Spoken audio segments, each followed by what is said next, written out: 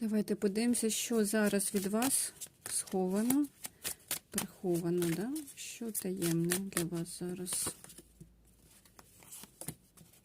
Ой, якийсь сюрприз іде точно. Після паузи якоїсь, можливо, у ваших справах, в чомусь, якомусь продвіженні, ви, може, якісь оформили документи, можливо, щось з фінансами зв'язано, да?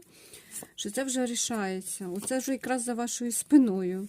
Відбуваються якісь, можливо, домовленості. Ви знаєте, дуже хороша ситуація. Вас ніби навіть сюди не вплутують.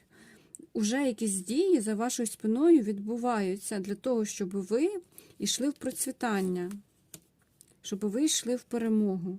І вам навіть ніби не прийдеться за це боротись. От такі карти йдуть. Карта сонця, да? Ви навіть не будете боротись. Хтось для вас щось зробить. Можливо, Всесвіт, можливо, людина. Но вам хтось тут реально допоможе, щоб ви вийшли із якогось застоя. Хай так і буде.